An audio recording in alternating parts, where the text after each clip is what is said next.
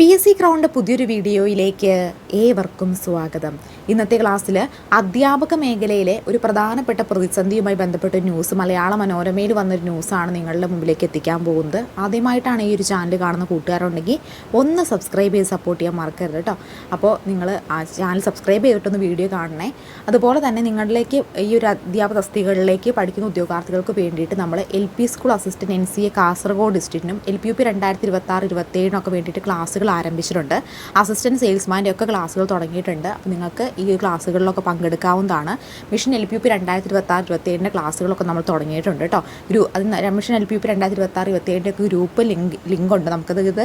ഇതിനൊക്കെ ഒരു WhatsApp group create ചെയ്തിട്ടുണ്ട്. ഗ്രൂപ്പിൻ്റെ ലിങ്ക് ഡിസ്ക്രിപ്ഷൻ ബോക്സിൽ കൊടുത്തിട്ടുണ്ട്. താല്പര്യമുള്ള എല്ലാ ഉദ്യോഗാർത്ഥികൾക്കും ജോയിൻ ചെയ്യാവുന്നതാണ്. അതുകൂടാതെ LP school assistant NCA Kasaragod ഡിസ്ട്രിക്റ്റിൽ പഠിക്കുന്നവർക്ക് വേണ്ടി ഒരു വാട്സപ്പ് ഗ്രൂപ്പ് ഉണ്ട്. അതിൻ്റെ ലിങ്ക് ഡിസ്ക്രിപ്ഷൻ ബോക്സിലുണ്ട്. അതുപോലെ അസിസ്റ്റൻറ്റ് സെയിൽസ്മാൻ്റെ ഗ്രൂപ്പുണ്ട്. ഗ്രൂപ്പിൻ്റെ ലിങ്ക് ഡിസ്ക്രിപ്ഷൻ ബോക്സിൽ കൊടുത്തിട്ടുണ്ട്. താല്പര്യമുള്ള എല്ലാവർക്കും ഗ്രൂപ്പിൽ ജോയിൻ ചെയ്യാവുന്നതാണ്.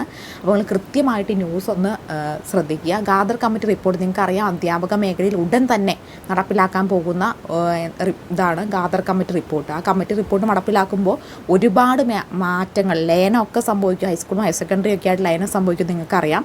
അതുകൊണ്ട് തന്നെ ഈ വരുന്ന HSA പരീക്ഷയ്ക്ക് വളരെ നിർണായകമായിട്ടൊരു പരീക്ഷയാണ്. ഇനി ഒരു HSA പരീക്ഷ ഉണ്ടാവാനുള്ള സാധ്യത വളരെ കുറവ് തന്നെയാണ് ലയനം സംഭവിച്ചു കഴിയുമ്പോൾ.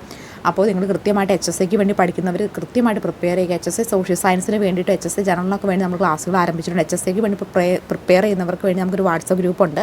ഗ്രൂപ്പിൻ്റെയും ലിങ്ക് ഡിസ്ക്രിപ്ഷൻ ബോക്സിൽ കൊടുത്തിട്ടുണ്ട് കേട്ടോ. താല്പര്യമുള്ളവർക്ക് ജോയിൻ ചെയ്യാവുന്നതാണ്. അപ്പോൾ നിങ്ങൾക്ക് ആർക്കെങ്കിലും HSA സോഷ്യൽ സയൻസിന് വേണ്ടി പഠിക്കാനോ LP school assistant NCA Kasaragod വേണ്ടിയുള്ള ക്വസ്റ്റ്യൻ ബാങ്കോ വേണമെങ്കിൽ ഈ സ്ക്രീനിൽ കാണുന്ന നമ്പറിൽ വാട്സപ്പിൽ മെസ്സേജ് ചെയ്താൽ മതി കേട്ടോ, തരാം കേട്ടോ.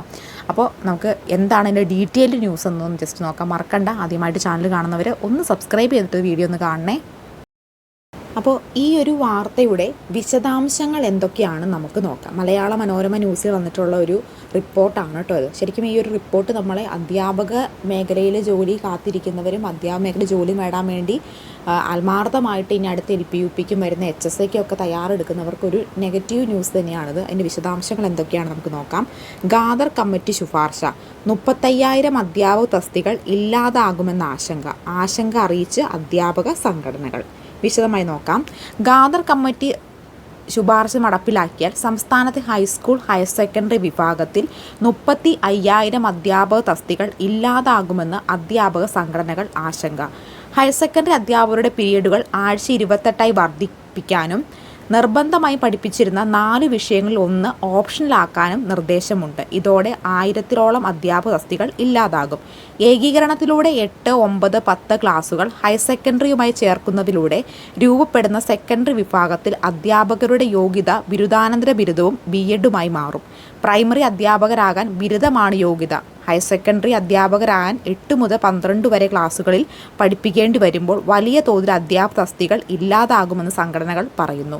ജൂനിയർ തസ്തികയിൽ 10,000-ഓളം അധ്യാപകരാണ് ഹയർ സെക്കൻഡറിയിൽ ജോലി ചെയ്യുന്നുണ്ട്. ഇവർക്ക് നിലവിൽ ഹയർ സെക്കൻഡറിയിൽ 8 മുതൽ 14 പീരീഡുകൾ മാത്രമാണുള്ളത്. ഇവർ മറ്റു ക്ലാസുകളിൽ പഠിപ്പിക്കാൻ എത്തുന്നതോടെ നിലവിലെ ഹൈസ്കൂൾ അധ്യാപക തസ്തികൾ നഷ്ടമാകും. സംസ്ഥാനത്തെ 30,617 ഹയർ സെക്കൻഡറി അധ്യാപകരും 49,571 ഹൈസ്കൂൾ അധ്യാപകരും 41,395 UP സ്കൂൾ അധ്യാപകരും 55,614 LP സ്കൂൾ അധ്യാപകരും വൊക്കേഷണൽ ഹയർ സെക്കൻഡറിയിൽ 6,409 അധ്യാപകരുമാണ് ഉള്ളത്. പുതിയ ശുപാർശ പ്രകാരം ഒരു സ്കൂളിൽ ഒരു സ്പെഷ്യലിസ്റ്റ് അധ്യാപകൻ മതി. അതായത് ഫിസിക്കൽ എഡ്യൂക്കേഷൻ, ഡ്രോയിങ്, മ്യൂസിക്, പ്രവൃത്തി പരിചയം എന്നീ വിഷയങ്ങൾ ഒരു അധ്യാപകൻ മതിയാകും.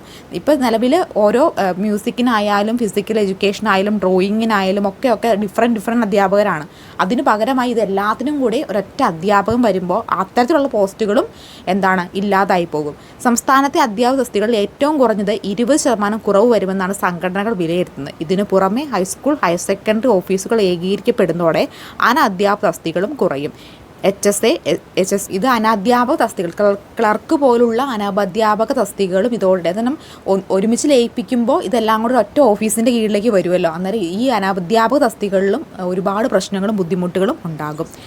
SDA, HSS SDA, KPSSDA തുടങ്ങിയ അധ്യാപക സംഘടനകൾ ആശങ്ക പ്രകടിപ്പിച്ചിട്ടുണ്ട്.